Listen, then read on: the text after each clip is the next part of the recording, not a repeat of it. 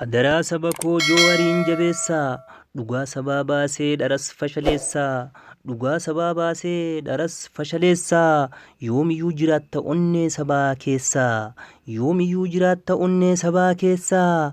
Abshiriyaa leenca koo, abshiriyaa leenca koo. Waaqaf qeerroo waliin diina fi gantullee kuffisuu dandeessaa. Abshiriyaa leenca koo, waaqaf qeerroo waliin diina fi gantullee kuffisuu dandeessaa. Warri diina waliin saba miidhuu ture, qabsoo qeerroon gooteen diina jalaa bahee, akka waan qabsaa'ee abbaa aangoo tahee, shira duraan bareennutti lafaa ka'ee, dhiigni qeerroof qarree ardhas dhangala'ee, dhiigni qeerroof qarree ardhas dhangala'ee. Miidiyaa hawaasaa ijaaf gurra sabaa, Oromoo yoomiyyuu ulfinna siif qabaa, situ dhugaa malee hin dubbanne dabaa. Qeerroof qarree qabdaa utubaan kee jabaa, qeerroof qarree qabdaa utubaan kee jabaa. Dhagayuwaa siif himaa warri qabsoon qeerroo gara aangoo fidee, qeerroon meeqa dhumee kaan miillitti citee. Maaliif afaan keessan, maaliif afaan keessan ulfinna qeerroo san dubbachuu didee?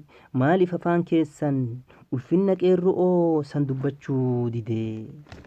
Dhiigni saba keenyaa dachee gubbaa yaa'ee, olaantummaan diinaa gaafas fashalaa'ee, warri qabsoo kanaan aangotti ol yaa'ee, reeffa diinaa suphee suufa itti kaayee, akka waan dhaabbateen waliin qabsaayee, guyyaa sanii kaasee garaan nu madaa'ee, guyyaa sanii kaasee garaan nu madaa'ee.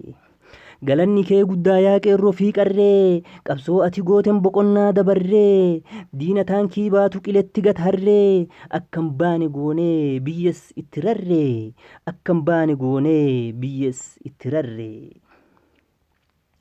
Warri gocha diinaa ardhallee raawwatu, situ of salphisee sabni sin jaalatu, leenca ufit tuqxee mahandisa qabsoo sabaatiin dhaabatu, leenca ufit tuqxee mahandisa qabsoo Oromoon dhaabatu. Goonni gootaaf silaa kabaja hin dhabu, mahandisa kursii keesi jala qabu, ka dhufee sirreessu yoo kursiin kee dabu, ka dhufee sirreessu yoo kursiin kee dabu. Goota jecha tokkoon hamileen diinotaa bakka meeqa cabu, seeran nuuf dhihaadhaa gochi guyyaa sanii dhiifamas hin qabu, seeran nuuf dhihaadhaa gochi guyyaa sanii dhiifamas hin qabu. Meedhaamsa siif qabaa na dhageettaa jalee, meedhaamsa siif qabaa na dhageettaa jalee, warri qeerroof qarree dhiiga dhuguu baree, eenyus si baasaree baharri siin taree, eenyus si baasaree baharri siin taree.